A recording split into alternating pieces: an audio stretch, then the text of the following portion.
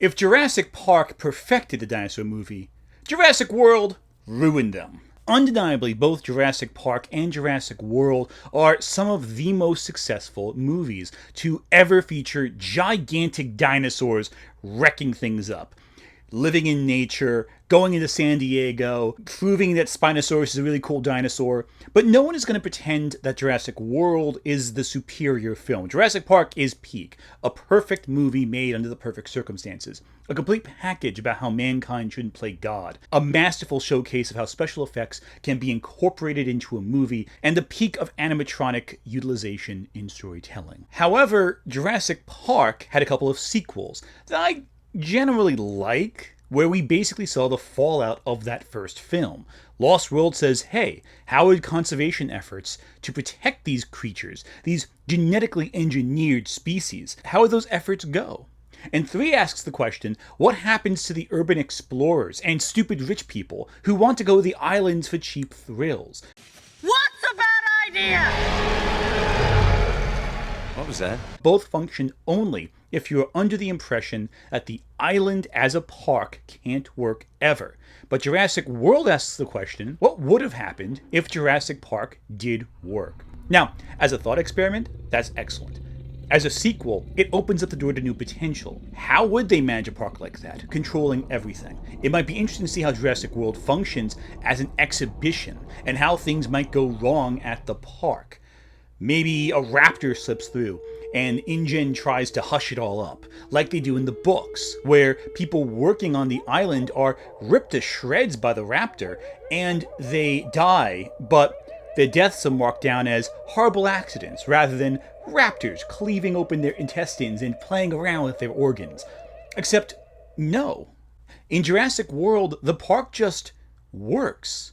And the company that runs that park, they're all really cool, actually, and just want to keep people interested by bringing in new guests, so they need to up the ante. They gotta add genetically modified dinosaurs, because audiences just don't care about dinosaurs anymore. They're old hat, they're boring. And so to make things interesting, you gotta make a super scary, intense dinosaur now. Genetic modification of dinos is not a new plot to Jurassic Park.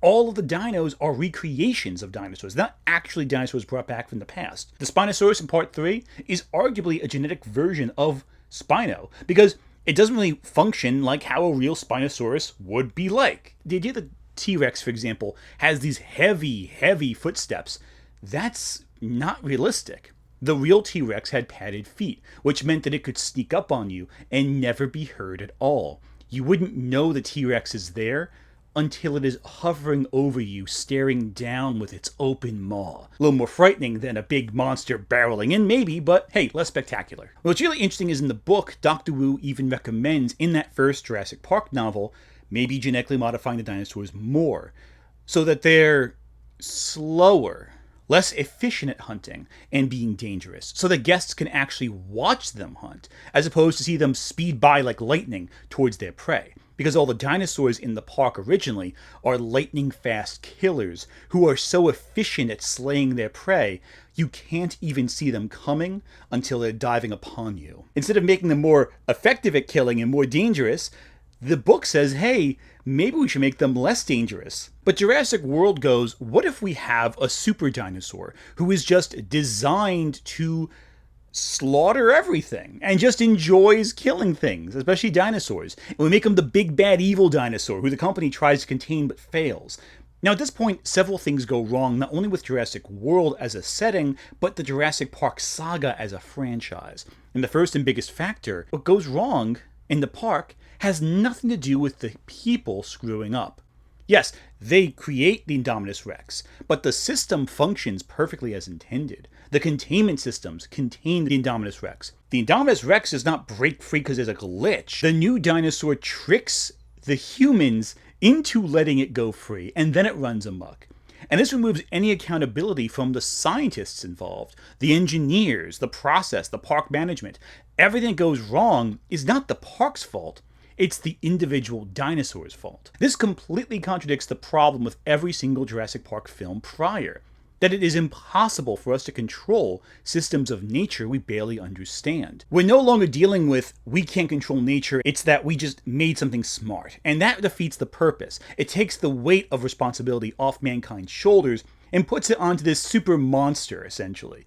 And the other dinos, they're perfectly contained, nothing goes wrong with them. It's just this dinosaur because we made it extra smart. Yes, it's mankind's hubris bringing us to create this monster. Yeah, sure, but after the dinosaur breaks free, nothing that happens is humanity's fault. It's all the dino's fault. I also gotta say right now, I hate the idea of the Indominus Rex as the main villain.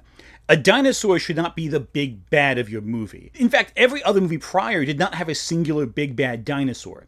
In the previous films, people would just encounter the dinosaurs doing dinosaur things, like protecting its territory, or offspring, or feeding. We would walk into their territory, and they'd attack us. Arguably, the only exception is the Spinosaurus in Jurassic Park 3, but even then, the people go into its territory. It pursues them, it chases them out, but it doesn't really go out of its way to hunt people. It just attacks people when it's in its territory. And we see it expand its territory by killing the T-Rex. Because the main characters in Jurassic Park 3 pissed the Spinosaurus off. They almost hit it with a plane. The Spinosaurus did nothing wrong. But going back to that first film, think about every dinosaur encounter. They're in the T-Rex pen, first off. They're in its territory. And it's hungry. When do they encounter the raptors? Well, when they break free of their pen, and they only encounter the raptor in the area where the pen basically is, which happens to be the only place of sanctuary the protagonists have less. Now, ignoring the T-Rex sweeping at the last second to stop the raptors, everything that happens to the characters, it's them entering the dinosaurs' territory and having to survive. It's not the dinosaurs thinking, wow, I just really hate people, want to nibble on their giblets. No, they go to the dinosaurs and then have to survive. Even in the San Diego scene at the end of Lost World, that only happens because someone was dumb enough to bring a tranquilized T-Rex to San Diego on a boat and had a drugged out T-Rex running amok looking for water and food and its baby in San Diego. Everything that happens is again humanity's fault, bringing dinosaurs out of its territory and into ours. And as it's frantically trying to figure out what's going on, we get caught up in the middle. At no point are the dinosaurs evil, they're just animals. An evil dinosaur defeats the entire purpose of Jurassic Park. That's about dinosaurs, these extinct animals, existing in the modern era. Jurassic Park should always be focused on the interaction between mankind and these creatures taken out of time into our time. And Jurassic World argues, how can we sell dinosaurs to a market that's already familiar with dinosaurs? And we see the repercussions of that playing God. It's not quite as one-to-one as it is in prior Jurassic Park films. As a result, we move away from the idea that humanity is responsible for our own problems, that we should not have meddled, we shouldn't have gone here. Because we see, if we do it correctly, we can control it. We can control the uncontrollable. We figured it out now. We just shouldn't push it too far. By turning the Indominus Rex into the film's singular villain and the cause of all things wrong, it reduces the threat level of everything else, changing the core message of Jurassic Park. I want to, though, take a second to talk about Owen Grady, the worst character in the entire franchise. Chris Pratt's Owen Grady completely destroys the entire point of Jurassic Park, because he is basically the Caesar Milan of raptors. By holding his hand up and whistling and making weird gestures, he can control raptors. Hell, not just raptors who he's trained from birth, but any dinosaurs we see later on. Hell, we even see other characters copy Owen, including Alan Grant, to control dinosaurs causing problems by doing this whole lifting up the hand, Caesar Milan nonsense. And what that does, it says, hey, even a human being can control dinosaurs. That all you gotta do is be a tough alpha in the face of these animals, and they'll listen to you. They'll just do whatever you want. You cannot control the uncontrollable by snapping your fingers a few times, staring down a dinosaur and telling it to obey. That's not how it works, because animals are by nature chaotic. Did none of you guys see Nope? The whole movie Nope is about animal trainers who train animals for film sets, for production, specifically horses. And even those who know the horses, who know how to tame a horse, know how to manage a horse, they are things outside of the control that could just happen, I can set a horse off. Because a horse you should never feel comfortable with. And that's a horse. That's not a velociraptor with claws and fangs and a hunger for flesh. It's a horse. Horses can be lethal. In seconds, your life can change if a horse decides to kick you or throw you off its back, like what happened with Christopher Reeve. And those are animals that we've domesticated for centuries, if not thousands of years. If a horse can kill a man, so can a quote-unquote trained raptor. Every single person there should not exercise that much control over the dinosaurs. They should always be an element of the uncontrollable. And not just when the bad guy played by Vincent D'Onofrio shows up to try copying the things Chris Pratt does and gets eaten. It's not just for bad guys that animals lash out against. The good guys should be in danger too. Because the Jurassic World movies function on a real set of strange morality. If you're the bad guy, the dinosaur eats you. If you're the good guy, you survive. This is taken to ridiculous lengths with Dominion, where not a single major good character dies in the whole film. They all live. At no point is there any threat of the dinosaurs eating them. And yeah, they're the legacy characters, sure. In fact, that none of them get eaten by a dinosaur is kind of ridiculous, considering how many ridiculously over-the-top scenes they are with dinosaurs with them in it. The level of things they survive is completely absurd. The dinosaurs increasingly, as the movies go on, become less and less of a threat, because at no point are they allowed to really be threatened by the dinosaurs. The only people who get hurt by dinosaurs are the bad guys, or unnamed NPC characters. The only exception is in Jurassic World, with the one poor lady who gets picked up in the air and dunked in the water a few times before being eaten. That's the cruelest death in the whole franchise. Excellent. We need more of that. We need more of the innocent character who does nothing wrong getting horribly attacked by dinosaurs in these films. Because if we are left with the sense that there's no danger, the dinosaurs are no longer frightening. We need to have the fear of death in everyone's eyes at every second around these giant colossal beasts. But with Jurassic World, as the films go on, there is increasingly less weight behind the dinosaurs' presence, and as a result, you get a sense that, okay, you could do whatever you want. You can punch the raptors in the face, you can grab a Dilophosaurus by the throat as it's about to discharge its poison, and just throw it around. They do that. That's a thing that happens in Jurassic World Dominion. And it's totally fine. Totally fine. No danger at all. The only exceptions are when dealing with the genetic dinosaurs. The genetic monsters created by man who are actually scary and spooky and terrifying. And not, the regular dinosaurs we made. The only exception, I think, is the big, long-clawed dinosaur, who actually, by the way, is one of the few cases in Jurassic Park where a herbivore is a threat to the heroes. That's a genuinely tense scene. The tension comes from the vulnerability, the fear, having to be quiet as much as possible, the hiding, even as this thing slowly gets closer. That's genuinely the best scene in Dominion. It's the only scene that has any sense of fear that the characters might die. But I do want to stop a second and talk about the bad guys in the World movies, because in the previous films, the bad guys there really weren't any bad guys, really, in the first three Jurassic Park films. Nedry wanted money. Okay, so capitalistic greed. That's a motivation, that's fine. But he had no real interest in the dinosaurs themselves, just transporting embryos to Dobson, or whatever his name is. Okay, that's an interesting motivation. And he gets quickly slaughtered by the Dilophosaurus, and the film moves on, because he was not important. He just simply spurred on horrible actions that hurt more people later. The Lost World. Okay, we have John Hammond's nephew who wants to build a new theme park. Using dinosaurs for gain, gets in over his head, gets people killed. Great motivation, not truly evil and malignant, but stupid, and stupidity can cause a lot of harm.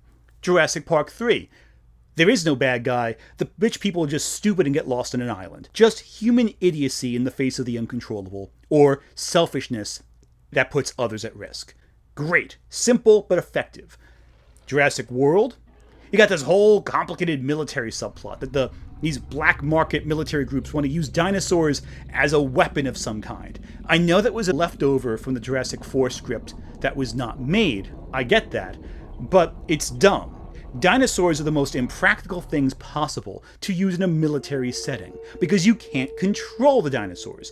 What are you going to do? Send the dinosaurs out into the field where you can't control them, can't tell them what to do, can't give them orders, and just hope they attack the right targets? The civilian casualties of dropping velociraptors into an active war zone is absurd. Plus, velociraptors can be taken down by gunfire. So what are you going to do? Put them in an active war zone, have them get shot up and go, well, we tried. It's just a bizarre motivation. It doesn't make any sense. The idea that you have a laser pointer you point on someone and the raptor goes and hunts them down, that's dumb. Because if you can hit them with a laser pointer, use a gun. You know, like, why need the laser pointer thing? It's so stupid. It's very contrived, very twisted to justify the motivation of the bad guys, when other motivations, like, say, pharmaceutical companies using dinosaurs as a resource, or maybe another entertainer trying to use dinosaurs as entertainment, that's more interesting and more realistic. I will give Dominion this. The motivation of using genetically altered locusts to allow a company to sell a product better by making it necessary that people use this product to stave off locusts, that's at least a motivation that makes sense. The problem is, it's a dumb plot, you know? But at least it makes some sense given the franchise collectively. The problem is it takes away time we can spend with dinosaurs. If you're watching a Jurassic Park film, Jurassic World film, do you want to see Alan Grant talk about dinosaurs and raptors, or see Alan Grant talk about locusts? No one likes locusts. The motivation of the villains is dumb in these films, and it takes over the entire plot. The reason we have genetically altered dinosaurs, it's for the military subplot. It's all because of that, ultimately. Yes, it's for the entertainment and all that, and drawing new crowds, but the intention is ultimately to sell these modified dinosaurs, like the Indoraptor, to black market groups. And we see how well that goes when the Indoraptor breaks free and kills all of them. In one of the, I think, highlights of the World franchise. I think the ending of Fallen Kingdom is great because it's like a horror film. It drops all pretense of logic and coherency and just drops the Indoraptor and has it crawling around like Nosferatu or Freddy Krueger with its claws outstretched and ready to peel away layers of flesh and smirking as people have their backs turned to it. You might as well go all cartoon villain with this guy at that point.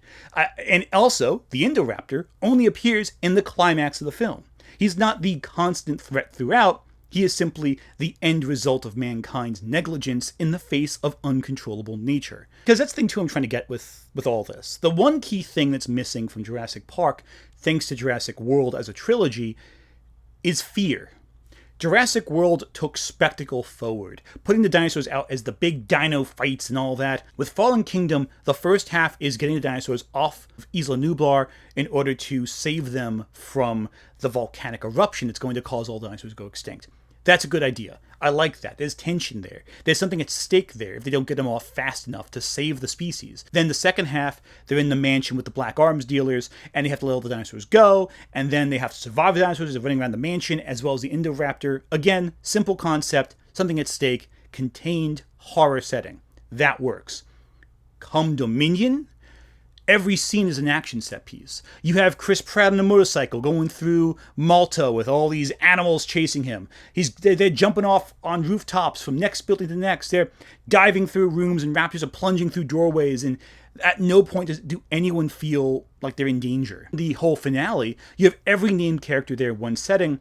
They're all standing there with one of the biggest dinosaurs in the entire franchise, and nothing happens. Not a single character is ever at risk.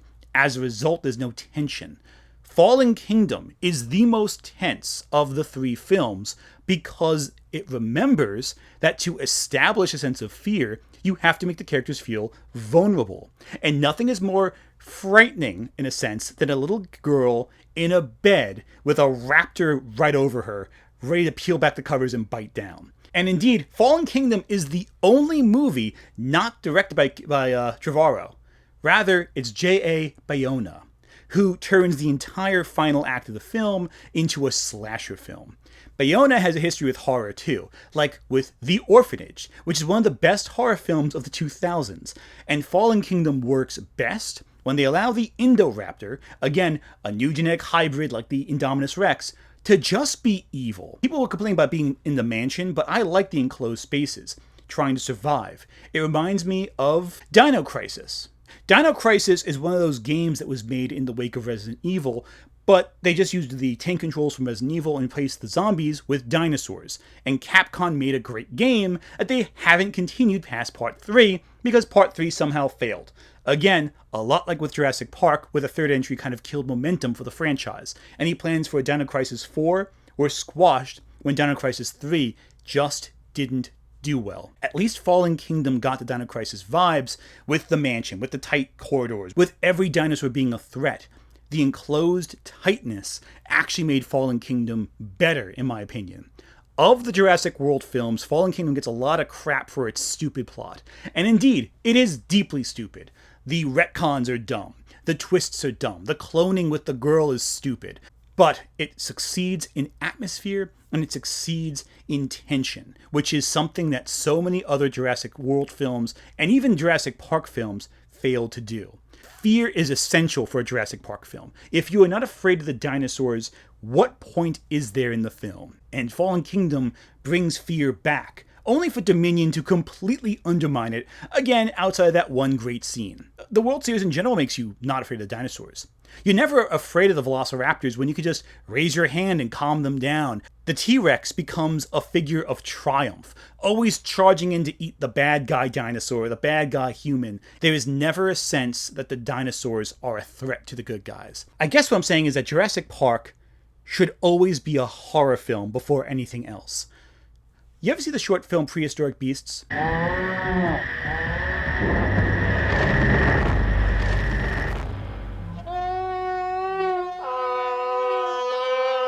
Phil Tippett, the genius who did the effects for Star Wars and was hired at first to do stop motion for Jurassic Park when it was going to be stop motion, did this 10-minute short film in the 80s that I think effectively demonstrates how to make dinosaurs hunting prey horrifying. There is a sense of tension. You see the beast lurking in the corners silently behind the trees. You see a dinosaur vulnerable. Even though it's powerful and mighty and big, it feels small. Darkness is encompassing. You never get a sense that that thing is going to walk away alive. Dinosaurs should be frightening to human beings. For all the weapons we have, for all the arsenal, we should always be seconds away from being subdued. Again, look at Dino Crisis. Resource management. If you don't use your resources well, you'll run out of them and be more vulnerable. Perhaps start the film off with all this arsenal as they slowly run out of material. Jurassic World almost does this in a scene very reminiscent of a similar scene from Aliens, where the Space Marines are picked off by the Xenomorphs, when these guards with guns and live ammunition go in to subdue the Indominus Rex and get devoured pretty quickly. That's good. You have them have all these resources, and for all the good they provide, it's not enough. World does that well. They have all this arsenal, and it's not enough to take down the Indominus Rex. The problem is the circumstances of the conflict. It shouldn't be against just the Indominus, it should be against the entire park. And when the pterodons get out and break free, the park is easily able to regain control against the normal dinosaurs.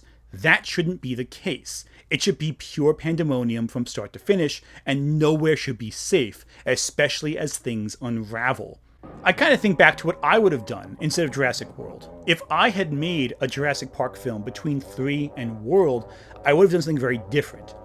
For one, I probably would have focused on the issues of the day of that era that were plaguing people. Not the political side of it, not the war on terror or Afghanistan. Transformers did that well enough, just fine. No. What I would do is focus on natural disasters and health crises.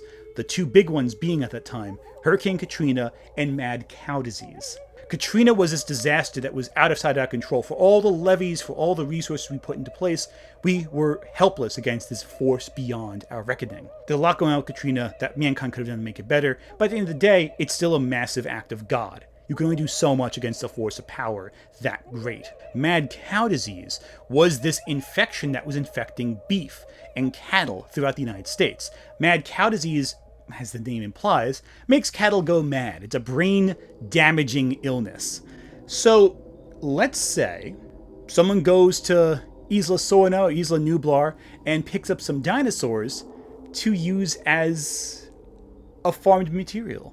Maybe they want to use some medicinal oil the creatures produce, or maybe they're going to use dinosaur meat for an expensive restaurant. Something superficial, avoidable, but dumb. The idea that dinosaurs have now become a commodity. Let's have some guy harvesting dinosaurs, bring them into the mainland USA in these enclosures to control them. And they're outside their element. It's too cold for them. They can't survive. They're struggling, keep dying off. And in their desperation, they break free. But something else happens too, maybe. Something more dangerous. Maybe some of the steroids or resources they use to feed the dinosaurs, maybe it's contaminated with beef that has mad cow disease in it. So now not only do you have dinosaurs desperately breaking free of containment, but they have some brain worm in their head that's causing them to act more irrationally. And I would love to see especially a herbivore dinosaur be a main threat, like a triceratops with mad cow disease essentially, or rabies or some variant, charging in wildly into populated areas, impaling survivors on its horns, and maybe some compies coming to peel away to clean off the dinosaur by picking away all the remnants of carrion on it. And just it lumbering around in this enclosed city environment, looking like this ghoulish monster from out of hell, with people still twitching on the ends of its horns. Something truly horrifying to leave a lasting, psychologically damaging perspective in the mind. And velociraptors, they're just now even more cruel and vicious. A T-Rex can run around and take impact and take shots and even survive drugs administered to it because its chemistry in its brain is just wired differently now from this disease. They can't prepare for it.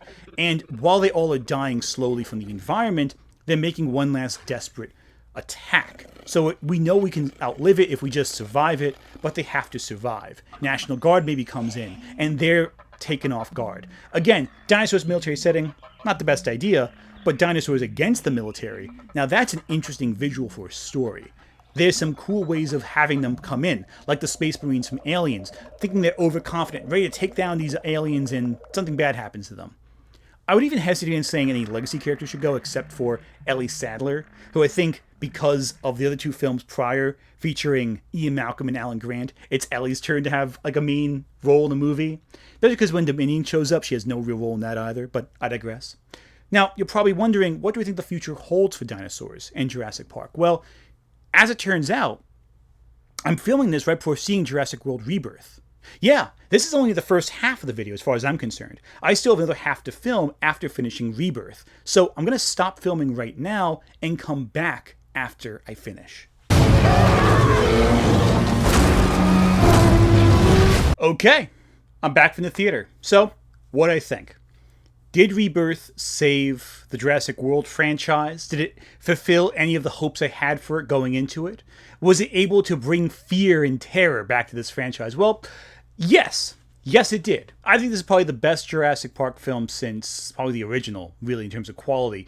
It's consistently throughout very tense. It presents the dinosaurs in a way that is very compelling. You can tell that Gareth Edwards has shot giant monsters before in movies. You can tell he knows how to create the scale of these creatures.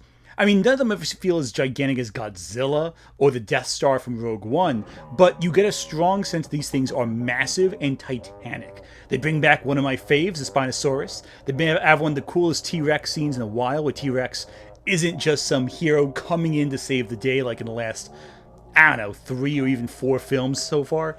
He feels like a legitimate threat.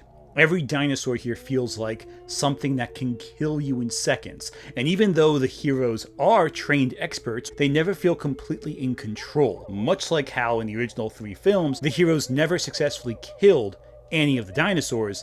In this film, they don't kill a single dinosaur. Okay, well, there's one exception. There is one mutant dinosaur that Scarlett Johansson guns down, but basically to do so, she used up all of her ammunition. The characters themselves, not are as iconic as Alan Grant or Ian Malcolm, but they are good enough for what you're watching. And the protagonists, you want them to live enough. You like them enough to want them to survive. Are they going to become iconic characters that come back for sequel to sequel? Who really knows? That's more a matter of having to make more films. There's no arc in the film as compelling as Alan Grant's in the first film, but, what are you going to do? There's also no character as frustrating as Chris Pratt. So that, to me, is a huge step forward.